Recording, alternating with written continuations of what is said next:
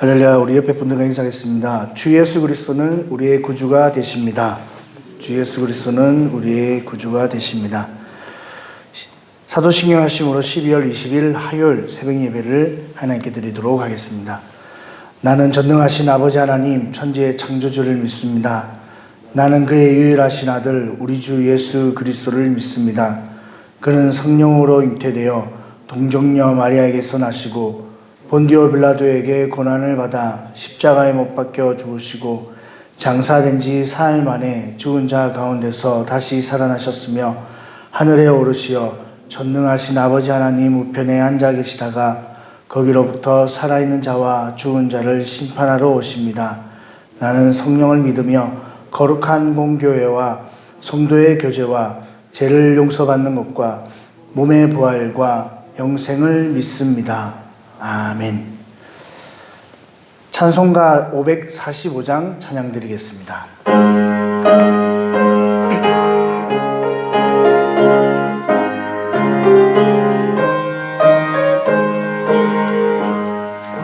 이 눈에 아무 증거 아니 배어도 믿음만을 가지고서 늘 걸으며 이 귀에 아무 소리 아니 들려도 하나님의 약속 위에 서리라.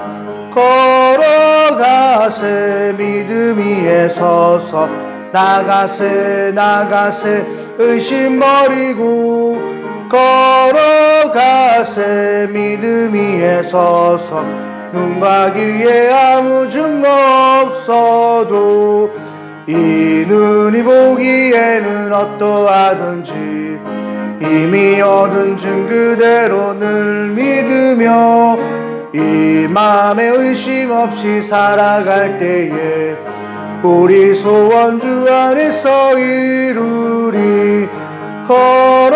걸어가세 믿음 위에 서서 나가세 의심 버리고 걸어가세 믿음 위에 서서 눈과 귀에 아무 증거 없어도 주님의 거룩함을 두고 맹세하. 주 하나님 아버지는 참 미쁘다. 그 귀한 모든 약속 믿는 자에게 능치 못할 무슨 일이 있을까.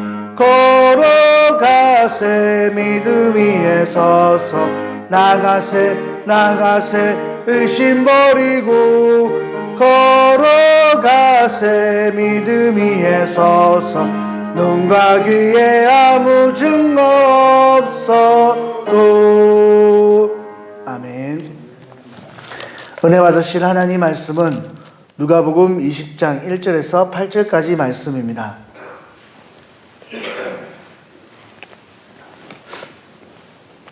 누가복음 20장 1절에서 8절까지 말씀입니다. 우리 다 함께 한 목소리로 합독하겠습니다. 하루는 예수께서 성전에서 백성을 가르치시며 복음을 전하실새 대제사장들과 서기관들이 장로들과 함께 가까이 와서 말하여 이르되 당신이 무슨 권위로 이런 일을 하는지 이 권위를 준 이가 누구인지 우리에게 말하라. 대답하여 이르시되 나도 한 말을 너에게 물으리니 내게 말하라. 요한의 세례가 하늘로부터냐 사람으로부터냐. 그들이 서로 의논하여 이르되 어찌하여 그를 믿지 아니하였냐 할 것이요. 만일 사람으로부터라 하면 백성이 요한을 선지자로 인정하니 그들이 다 우리를 돌로 칠 것이라 하고 대답하되 어디로부터인지 알지 못하노라 하니 예수께서 이르시되 나도 무슨 권위로 이런 일을 하는지 너에게 이르지 아니하리라 하시니라. 아멘. 오늘 본문 말씀은 예수님의 권위에 관한 논쟁 아닌 논쟁이 오늘 본문 가운데 기록되어 있습니다. 말씀을 우리가 한번 읽어보면 어떤 논쟁인지 또 어떤 문제인지 쉽게 알 수가 있습니다. 2절에 보면 말하여 이르되 당신이 무슨 권위로 이런 일을 하는지 이 권위를 준 이가 무엇인지 누구인지 우리에게 말하라. 서기관들과 대제사장들이 예수님에게 그 예수님의 가르침, 이제 1절에 보면 하루는이라는 말은 예수님께서 이렇게 말씀을 전하는 그런 매일매일 가운데의 하루를 의미합니다. 그리고 이제 전장에서 무슨 일이 있었느냐? 성전 청소하는 일이 있었습니다. 성전에서 물건을 파는 사람들을 이렇게 다 엎으시면서 너희가 만민이 기도하는 집을 강도의 소굴로 만들었다라고 이제 하시면서 그 물건 파는 사람들이 설명드린 것처럼 다 제사장들과 연계가 되어 있었습니다. 서기관들과 바리새인 그리고 대제사장들, 제사장들 다 연관이 되어 있기 때문에 이제 그렇게 갈아엎으신 그 예수님의 행위가 아주 못마땅한 거죠. 그 이제 이유는 이제 타당할 수 있지만 어쨌든 그들 눈에는 그 예수님의 그런 행위가 가시와 눈의 가시처럼 보였던 것입니다. 그래서 이제 말씀도 전하고 그런 일들을 하기에 이제 그 하루 중 이 서기관과 대제사장들이 예수님에게 아니 당신이 이런 일을 하고 있는데 이런 일을 무슨 권위로 하느냐? 당신이 가지고 있는 권위가 무엇이냐? 또 하나는 그 권위를 준 사람이 누구냐? 이제 이렇게 두 가지 질문을 준 겁니다. 그랬을 때 예수님께서 3절에 그러면 나에도 너에게 한 말을 물으리니 예수님이 그들의 대답을 회피한 것이 아니라 이 대답을 통하여 이 질문을 통하여 오히려 내가 누구인지 이제 가르쳐주고 또 교훈하려고 하셨습니다. 요한의 세례가 하늘로부터냐 사람으로부터냐. 그러니까 요한의 세례가 하늘로부터라고 하면 왜 요한이 세례를 주고 또 그리스도에 대한 증거, 나에 대한 증거를 하였는데 믿지 않느냐라는 말을 이제 그것을 보여주려고 하고 사람으로부터라 그러면 그들이 요한을 선지자로 많은 사람들이 백성들이 선지자로 알고 있기 때문에 그 선지자에 대한 이제 비방이니 자기들이 돌로 쳐 맞아 죽을 것 같으니까 대답을 알지 못한다라고 대답을 합니다. 알지 못한다라고 대답한 것은 진짜 모르기 때문이가 아니라 이제 안 거죠. 이게 요한이 선지자라는 것도 알고 그러면 하늘로부터니까 하늘로부터 온 권위 가운데 이 예수 그리스도를 인정할 수밖에 없는 그런 이제 꼴이 된 것입니다. 그 가운데 모르겠다라고 이야기한 것은 결국 예수 그리스도의 권위를 인정하지 않겠다라는 의미입니다. 그러니 예수님께서도 나도 너에게 가르쳐 주지 않겠다라고 이렇게 답을 하시면서 오늘 본문이 마감이 됩니다. 예수님의 권위는 누군가 준다고 해서 부여받는 것이 아니고 또 누군가 안 준다고 해서 부여받지 못하는 것이 아닙니다. 요한복음 10장 18절에 보면 예수님께서 이런 말씀을 하셨습니다. 오늘 본문과 관련된 말씀은 아닌데 이렇게 말씀하셨습니다. 이를 내게서 빼앗을 리가 있는 것이 이를 예수님의 어떤 생명을 말합니다. 이를 내게서 빼앗는 자가 있는 것이 아니요 내가 스스로 버리노라. 나는 버릴 권세도 있고 다시 얻을 권세도 있으니 이 계명은 내 아버지에게서 받았노라 하시니라. 예수님께서는 스스로 버릴 권세도 있으시고 또 찾을 권세도 있으시다라고 이야기합니다. 단적인 예에 불과하지만 예수님께서 누군가 빼앗기 때문에 빼앗기는 게 아니라 또 누군가 줬기 때문에 얻는 것이 아니라 예수님은 스스로 목숨을 버릴 권세도 있고 또 찾을 권세도 있는 이것은 하나님께서 주셨다라고 이야기합니다. 죽고 사는 어떤 그런 것까지도 다 주장하시는 분이 예수님이시고 예수님의 권위는 하늘로부터 있고 또 스스로 처음부터 있었던 권위이기 때문에 사람들이 인정한다고 해서 사람들이 준다고 해서 갖춰지는 그런 권위가 아님을 우리는 말씀을 통해서 알 수 있습니다.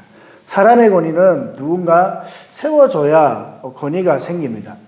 높여줘야 세워줘야 만들어줘야 권위가 생깁니다.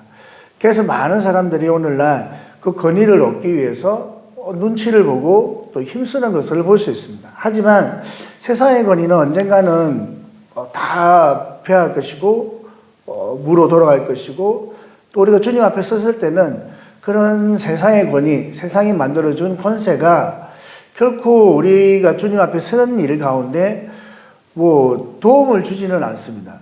우리가 가진 물질도, 우리가 가진 지식도, 우리가 가진 권세도 우리가 주님 앞에 섰을 때는 아무런 도움이 되지 않습니다. 단지 이 땅을 살아갈 때 좀 더 어깨에 힘을 주고 사느냐, 좀 더 이제 좀 불편하게 사느냐, 그 문제입니다. 그냥 지금이니까 우리끼리 옥신각신 하는 것이지, 주님 앞에 섰을 때는, 하나님 보실 때는 아무 문제가 없는 것입니다. 제가 그런 예를 들었잖아요.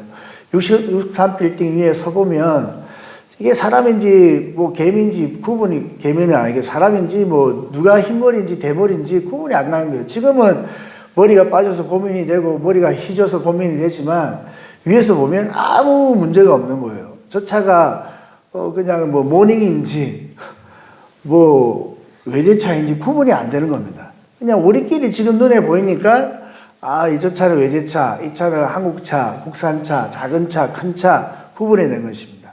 우리끼리 보이니까 저 사람 좀 더 어렵고 저 사람은 좀 더 불의하고 또 저 사람은 좀 더 부하고 가난하고 우리끼리 볼 때 그런 것입니다. 우리끼리 지금 보니까 옥신각신 아웅다웅 그냥 네 코가 크냐 내 코가 크냐 네 팔뚝이 굽냐 내 팔뚝이 굽냐 여기까지 우리가 싸우지만 부모가 볼 때는 정말 우스운 일이고 부모가 볼 때는 참 그래도 사랑하는 내 둘 다 자식인 거예요.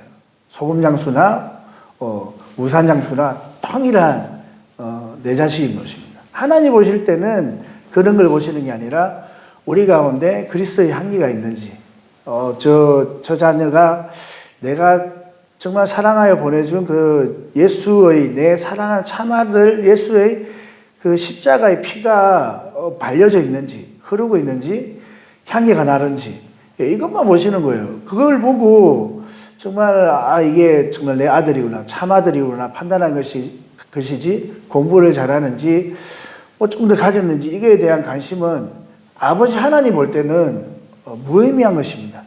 하늘의 해가 얼마나 어려운들 하나님 앞에 무슨 소용이 있겠습니까? 우리가 얼마나 어려운들 하나님께 무슨 유익을 주며 내가 얼마나 불의한들 죄악을 짓는들 하나님한테 내가 무슨 뭔 손해를 끼칠 수 있겠습니까? 우리끼리니까 그렇게 하는 것입니다. 그렇기 때문에 우리가 가져야 될 참 권위는 하나님이 주시는 권위입니다. 이 권위라는 말은 좀 이제 불편할 수 있는데 질서를 의미합니다. 하나님께서 말씀으로 우리 가운데 주신 이 질서가 사실 우리가 가질 수 있는 최고의 권위입니다. 이게 이제 교회 안에는 더욱더 두드러지고 우리 신앙생활은 이 질서 가운데 움직이는 것입니다. 하나님이 예수님이 가졌던 질서, 예수님이 가졌던 권위는 세상에서 빼앗을 수 없고 세상에서 뭔가 낮고 높게 할 수 있는 것이 아니라 그냥 스스로 있는 권위이며 또 말씀의 권위입니다. 교회도 마찬가지고 우리 신앙생활도 마찬가지입니다. 교회를 다니는 많은 사람들이 이 권위, 이게 하나님의 말씀 또 어떤 교회가 가진 권위를 외모로 판단하는 경우가 많이 있습니다.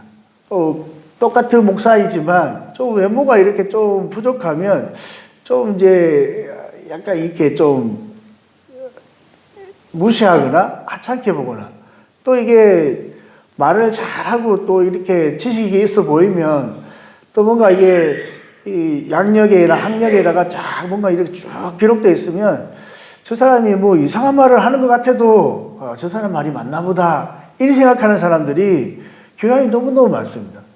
그래서 뭐 이게 교회 성도들뿐만 아니라 목회자도 마찬가지예요. 목회자들도 그래도 뭐라고 한 줄이라도 적히면 뭔가 도움이 될까 싶어서 공부도 너무너무 많이 합니다. 물론 해야 됩니다. 하는 게 제가 안 했으니까 이게 하는 게 아니라 하는 것도 중요하고 이게 스스로의 어떤 발전과 성도의 유익을 위해서 교회 유익을 위해서 하는 거는 좋습니다. 하지만 뭔가 이게 참 어떤 세상적인 눈으로 봤을 때 이게 취직이랄까 이직이랄까 우리가 흔히 말하는 청빙이랄까 이런 게 그냥 관심만 있어가지고 거기에 한 줄이라도 더 기록하기 위한 그런 노력은 사실 하나님 이거 모르고 저거 모르겠습니까? 근데 목회자뿐만 아니라 성도도 마찬가지예요. 똑같은 사람이 왔는데 똑같은 말씀을 전했는데 이 목사님은 학력이 이 목사님보다 좀 나으니까 좀 괜찮지 않겠습니까? 이런 거예요. 이해되시죠? 여러분들도 이제 그런 문제를 이제 당면하게 될 수 있습니다. 이 똑같은 말씀을 전하러 오신 목사님들이 여러 사람 있는데 향후 몇 년이 후에 일이겠지만 그러면 이제 그렇게 볼 수밖에 없는 거예요. 좀 더 나은 스펙에, 좀 더 나은 외모에, 나은 목소리에, 나은 어떤 발성과 노래, 찬양하는 그런 실력 볼 수밖에 없는 것입니다. 근데 말씀은 그렇게 판단하면 안 되는 것입니다. 말씀은 전하는 자에게 권위가 있는 것이 아니라 누구에게 권위가 있을까요? 말씀 자체에 있는 것입니다. 말씀을 전하는 사람은 그냥 도구에 불과한 거예요. 그 권위는 하나님 주신 거예요. 앞에 서서 말씀을 전하는 사람이 앞에서 목회를 하고 여러분의 어떤 목양을 인도하고 또 사역을 지도하는 목회자는 여러분들이 권위를 부여하는 게 절대 아닙니다. 당에서 인정해 주니까 아니에요. 그거는 세상의 법이지 하나님의 법은 아니에요. 하나님은 하나님이 정해놓은 법대로 교회는 움직여야 되는 것이 맞는 것입니다. 이 오늘날 어떤 제도에 의해서 어떤 권위를 부여하지 않고는 이게 참 안타까운 일입니다. 초대교회 시대에 그런 일이 있었습니다. 이제 오늘날 이 교회가 이 목회자의 어떤 권위가 많이 실추되어 가잖아요. 오늘날도 마찬가지입니다. 오늘날도 교회의 어떤 목회자의 권위가 많이 실추되어지고 또 낮아지고 있습니다. 물론 이걸 이제 내려놓는다라는 표현도 썼지만 그만큼 어떤 목회자의 도덕성이 문제가 되어서 그런 것도 있습니다. 목회자가 목회자로서의 어떤 본을 보이지 못하니까 이제 우리 교회 성도님들이야 신앙생활 하는 분들이야 괜찮지만 이 신앙을 좀 이렇게 그냥 왔다리 갔다리 하는 사람들은 목회자가 웃을 수 있고 또 목회자를 목회자로 보지 않는 분들이 많이 있습니다. 여러분 단적으로 여러분들의 부모님, 할머니가 목사님을 교회에서 대했던 그런 마음가짐과 여러분들이 대하는 마음가짐은 아마 하늘과 땅 차이일 겁니다. 여기 계시는 우리 장로님이나 권사님 연세 드신 분들하고 지금 20대, 30대가 목회자를 바라보는 관점은 하늘과 땅 차이입니다. 목사가 변한 게 아니에요. 여전히 목회자는 그대로 있는데 이제 이게 신앙의 어떤 전통과 배움과 이 가르침이 점점 이제 낮아지는 것입니다. 물론 이제 그 가운데 목회자의 어떤 도덕성이나 그런 것들이 이제 많은 영향을 끼쳤죠. 어쨌든 이제 베드로전서 2장 9절 같은 이 만인 제사장설, 이게 중요한 구절입니다. 너희는 왕 같은 제사장이라. 이런 말씀이 사실 이제 나도 제사장인데 목회자도 제사장이고 너도 제사장이고 다 제사장인데 뭐 목사님 대단하다고 그러느냐. 어떤 목사님의 권위에 대해서 이렇게 이야기하면 되게 알러지 반응을 보이는 사람들이 너무너무 많습니다. 그렇다고 스스로 목회자가 권위를 세운 건 아니에요. 이거는 목사가 권위를 세우는 게 아니라 아까도 말씀드린 것처럼 하나님이 부여한 권위입니다. 초대교회에 어떤 일이 있었느냐? 이 초대교회는 이런 일이 빈번했습니다. 한 교회에 이제 목회자, 감독, 교부 이런 사람들이 이제 한 사람의 목회자로서 교회를 이렇게 잘 관리하다가 이제 이단에 빠지는 일들이 많았습니다. 이단에. 초대교회 때 이단에 빠지는 스스로가 빠지는 경우가 많았습니다. 이제 한 교회가 있었는데 그 교회 목사님이 참 사역을 잘하다가 이제 다 하다가 잘했는데 이단에 빠진 거예요. 이게 무슨 문제가 있었느냐? 잘 생각해 보십시오. 그 목사님이 이제 개척하셔가지고 10년여를 이렇게 사역하면서 얼마나 많은 사람들에게 성례를 베풀고 성례가 성찬, 그죠? 성찬을 베풀고 또 세례를 줬겠습니까? 세례를 주고 성찬을 줬는데 그 목사님이 이단이 된 거예요.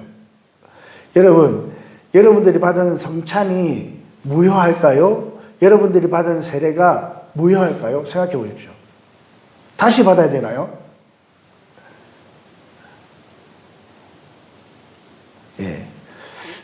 목사님이 이단이 됐어요. 잘못된 사람으로 된 거예요. 그러면 목사님은 이제 없고 다른 사람이 왔어요. 그러면 나 목사님 그 이상한 목사님한테 세례 받았으니 다시 세례 받게 해주십시오. 이럴 수 있는 겁니다. 그런데 이 세례의 권위는 누가 주는 거냐? 목사가 주는 게 아닙니다. 목회자가 주는 게 아니에요. 목회자는 단지 도구에 불과한 거예요. 세례의 권위는 하나님께 있는 것입니다. 성찬의 권위는 하나님께 있는 것입니다. 그렇기 때문에 여러분이 그때 그 당시에 있는 성도들이 받은 성찬은 전혀 무효하지 않아요. 믿음으로 받아들인 성도의 믿음에 의해서 여전히 유효한 것이고 받은 세례도 여전히 유효한 것입니다. 그걸 찝찝하게 생각하고 그걸 좀 다시 받아야 되지 않겠냐라고 고민하는 사람들은 그 권위를 사람에게 두기 때문에 찜찜한 것입니다. 목회자가 뭐 하라 그러면 되게 불편해하는 사람들이 있습니다. 뭘 이렇게 부탁하면 되게 어려워하는 사람이 있습니다. 어려워한다기보다 불편해하는 사람들이 있습니다. 그 권위를 누구에게 두기 때문에 그러냐? 사람에게 두기 때문에 그렇습니다. 여러분, 교회 안에서 순종하라는 말이 너무너무 많잖아요. 근데 그 순종하라는 말이 불편한 이유는 사람의 말로 받기 때문에 그렇습니다. 사람의 말로 받으면 모든 게 다 불편합니다. 근데 교회 안에는 질서가 있고 이 질서 가운데 다 어떤 이게 되는 것이잖아요. 목회자가 성도님에게 부탁하고 교회 가운데 이런 이야기를 할 때 이것이 권위가 하나님께 있다라고 인정하면 사실 여러분 텔레비를 하나 사야 될 것 같습니다. 그러면 뭘 텔레비를 사냐고 이거는 이제 안 되는 겁니다. 이제 우리 교회는 아닌 것 같아요. 얼마 전에 우리 공동회의 할 때 보니까 참 우리 교회는 그래도 참 좋은 교회예요. 차를 사야 되겠습니다 하니까 그래서 다 동의하고 하는 거 보면 참 감사한 일이에요. 이제 차를 사야 되겠습니다 하면 이제 어떤 차를 살까에 대한 고민은 이제 우리 목사님 강론이죠. 그런 것들은 이제 우리가 논의를 해서 어떤 차를 살지에 대한 뭐 흰 차를 살지, 검은 차를 살지, 은색 차를 살지 이거는 이제 논의할 수 있는 부분이고 그런 부분에 대한 이제 결정과 고민과 논의가 그래도 참 우리 교회는 잘 이루어지는 것을 볼 때 그래도 우리 성도님들이 우리 목사님의 권위를 인정하고 또 그 가운데 순종해 나가는 모습들을 보면서 참 건강한 교회라는 생각을 하게 됩니다. 권위를 우리가 쉽게 볼 부분이 아닙니다. 권위라는 것은 참 중요합니다. 하나님이 이 권위를, 질서를 이렇게 넘어서서 하지를 않으십니다. 우리가 잘 알고 있는 민수기 12장 사건도 그런 단적인 예로 볼 수 있습니다. 민수기 12장에 보면 모세가 구스 여인, 구스는 에티오피아, 아프리카 사람이잖아요. 이방인이에요. 구스 여인을 아내로 이렇게 취했습니다. 그 이방 여인을 아내로 취하지 말라라고 본인이 이야기한 사람이 구스 여인을 취했어요. 잘못은 누가 했습니까? 잘못은 모세가 분명히 했습니다. 이거는 두말하면 잔소리예요. 그런데 그 건의에 대한 그 모세에 대한 반박과 시기 가운데 하나님이 누구 편을 들었느냐? 모세 편을 들어줬습니다. 왜 하나님이 모세 편을 들어주셨을까요? 많은 이유가 있겠지만 교회의 질서 때문에 그런 겁니다. 그걸 여러분 교회 편을 이게 들어주는 게 그 출애굽 공동체에 유익할까요? 아니면 그 반역하는 어떻게 보면 반기를 든 사람들을 그냥 야 임마 그러지 마 하는 게 교회 공동체에 유익할까요? 만일에 하나님 미리암 편을 들어주고 아론 편을 들어줬으면 그 이스라엘 그 40년 역사 가운데 무수히 많은 쿠데타가 일어났을 겁니다. 뭔가 조금만 허물이 발견되면 당신이 왜 그런 짓을 했냐 그러면 또 갈아야 되는 거예요, 지도자가. 그러면 40년이 아니라 400년 동안 광야를 헤매고 다녔을 수도 있습니다. 하나님은 그렇게 교회를 인도하시고 그렇게 권위를 부여하시고 질서를 지키는 거예요. 하나님이 주시는 질서는 그 사람이 옳기 때문에 또 도덕성으로 바르기 때문에 부여하는 게 아니에요. 하나님께서 그렇게 세우셨기 때문에 그런 것입니다. 민수기 16장에 넘어가면 더 재밌는 이야기가 있습니다. 고라와 다단과 아비람과 온이 아론과 모세에 대한 권위에 대한 또 반역을 합니다. 그들은 더 이제 나아가서 우리도 하나님의 성령으로 충만하고 예언도 하고 말씀도 전하는데 왜 니만 지도자 하느냐? 니만 제사장 하느냐? 나도 제사장 하겠다는 거예요. 근데 제사장은 누가 정해놓은 겁니까? 그들도 다 레위 지파도 있어요. 근데 이제 하나님이 대제사장은 아론의 후손으로 딱 그냥 못을 박아 놓은 거예요. 그 가운데 당을 짓고 반역한 사람, 고라와 다단과 아비람과 온, 그리고 함께 동조하는 250명의 족장, 그러니까 무리의 대표예요. 250명의 대표라 그러면 되게 많은 인원입니다. 근데 그 사람들이 다 작당해서 엎으려고 했을 때 하나님이 그들을 진멸하셨습니다. 죽게 하시고 또 원망불평하는 사람들은 다 연병으로 죽게 하시고 또 주동자였던 고라의 그 무리들은 땅을 해서 엎으셨습니다. 하나님이 그렇게 교회 가운데 권위를 지켜나가시는 거예요. 이거는 공동체를 흔드는 아주 위험한 일이기 때문에 하나님의 공동체를 지키기 위한 방편인 것입니다. 물론 그들이 잘못한 것이 확실합니다. 우리가 잘 알고 있는 그 사울과 다윗의 그 관계, 사울이 다윗이 천천히요, 사울은 천천히요, 다윗은 만만이다. 그 말에 그냥 괘씸한 거예요. 아니 저는 그냥 군인이고 그냥 싸움 잘하는 사람에 불과한데 자기와 왕과 그 장수가 비교를 되니 얼마나 자존심 상하는 거예요. 그때로부터 그냥 이 마음에 사탄이 들고 그냥 악령이 들어서 이 다윗을 죽이려고 10년을 쫓아다녔습니다. 그 가운데 두 번에 뭐 세 번이라고 이야기하는 분들도 계시지만 최소한 두 번에 그 사울을 죽일 기회가 있었습니다. 그 기회 가운데 그러잖아요. 사울의 부하들이 제가 가서 찔러 죽이겠습니다. 두 번 찌를 것도 없이 한 번에 내가 찔러 죽이겠습니다. 그래서 다윗이 뭐라고 이야기합니까? 기름 부음 받은 종을 해하는 것을 하나님이 금하신다. 물병을 들고 나오고 옷자락 피워 나온 것만 해도 내가 마음에 이렇게 찔리는데 하물며 손을 들어 취하면 하나님이 가만히 계시거든요. 이미 어떻게 보면 사울은 기름 부음이 피했어요. 그 기름 부음이 어디로 넘어갔습니까? 다윗은 이미 기름 부음을 받았어요. 언제라도 왕으로서 내가 서겠다 하면 호응하는 무리들이 어마어마하게 있었습니다. 그럼에도 불구하고 다윗은 그 질서를 하나님께 맡겨요. 하나님이 이렇게 옮기시기를, 하나님이 인사이동하게 시기를 옮기시는 그런 모습을 통해 질서를 얼마나 하나님이 소중하게 여기시며 이 질서 가운데 하나님이 공동체를 운행하신다라는 사실을 우리는 말씀을 통해 깨달아야 되는 것입니다. 나중에 이제 가해사의 것은 가해사에게라는 말씀이 이제 곧 이어서 나오거든요. 그때도 이제 한 번 더 말씀하겠지만 권위는 하나님이 주신 것이다라고 성경은 분명하게 말씀하고 있습니다. 로마서 13장 1절과 2절 말씀에 보면 각 사람은 위에 있는 권세들에게 복종하라. 권세는 하나님으로부터 나지 않음이 없나니 모든 권세는 다 하나님께서 정하신 바라. 그러므로 권세를 거스르는 자는 하나님의 명을 거스름이니 거스르는 자들은 심판을 자체하리라. 이 권세는 사실 이제 세상 권세자를 좀 더 지칭해서 한 말씀입니다. 그 당시에 그 기독교인들이 세금을 안 냅니다. 세금이 쌓여가는 거예요. 제가 한 목사님을 아는데 그 목사님은 이 교통법규를 위반하면 딱지가 오잖아요. 안 돼요. 조금 있으면 나 죽을 건데 그러면서 안 됩니다.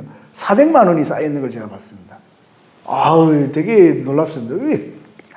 갚을 능력도 안 되지만 괜찮다고 그러시면 안 되는 거예요. 네. 권세자들에게 복종, 뭐 옛날에는 그 가능했는지 모르겠지만 지금은 안 되는 겁니다. 그 권세는 하나님께로부터 나는 겁니다. 세상의 권세도 마찬가지인데 교회 안은 말할 것도 없는 것입니다.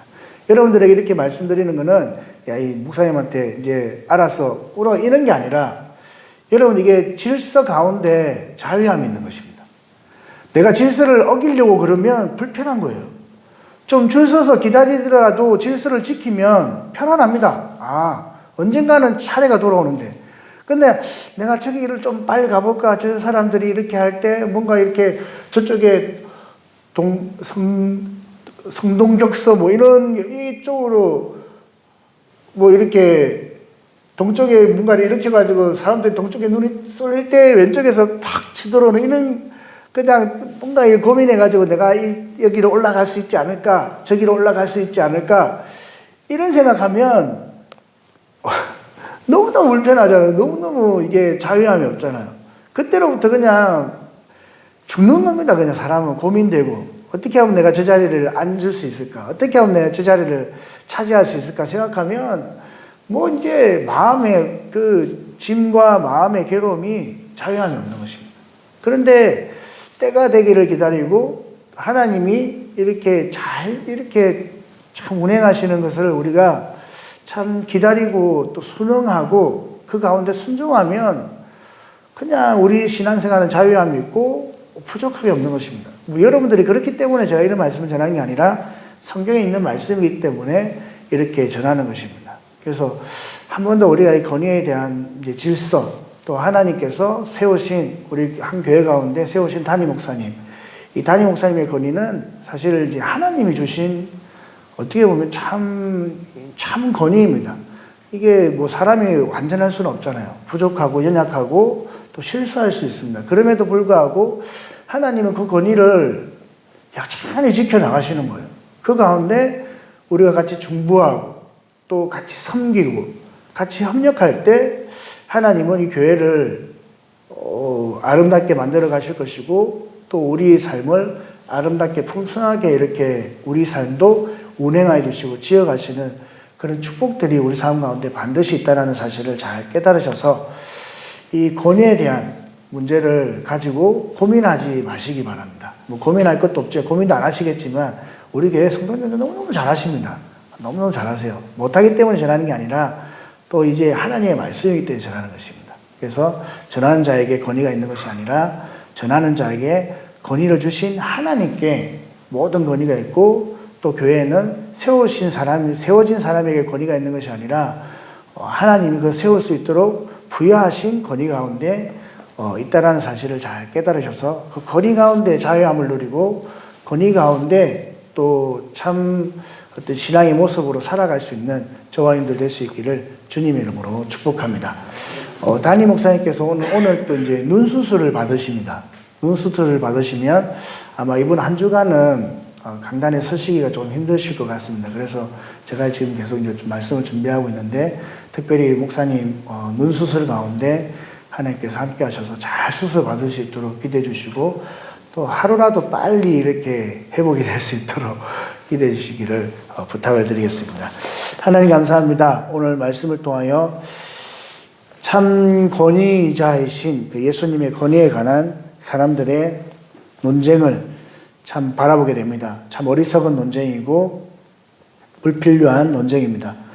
오늘날 많은 사람들이 참 불필요한 일 가운데 에너지를 낭비합니다.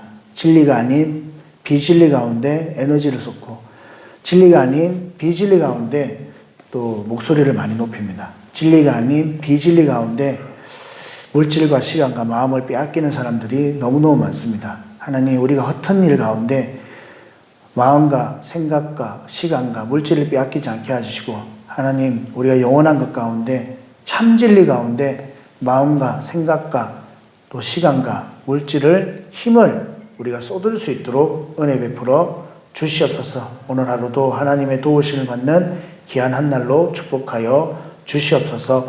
예수님의 이름으로 기도드리옵나이다. 아멘. 하늘에 계신 우리 아버지, 아버지의 이름을 거룩하게 하시며 아버지의 나라가 오게 하시며 아버지의 뜻이 하늘에서와 같이 땅에서 이루어지게 하소서. 오늘 우리에게 일용할 양식을 주시고 우리가 우리에게 잘못한 사람을 용서하여 준 것 같이 우리 죄를 용서하여 주시고 우리를 시험에 빠지지 않게 하시고 악에서 구하소서. 나라와 권능과 영광이 영원히 아버지의 것입니다. 아멘. 오늘 우리 가지고 나온 기도 제목 가지고 주님 이름 세 번 부르고 합심해서 기도하겠습니다. 주여, 주여, 주여. 할렐루야. 좋으신 아버지 하나님 참으로 감사를 드립니다. 오늘 새벽에 도우시라는 약속의 말씀 붙잡고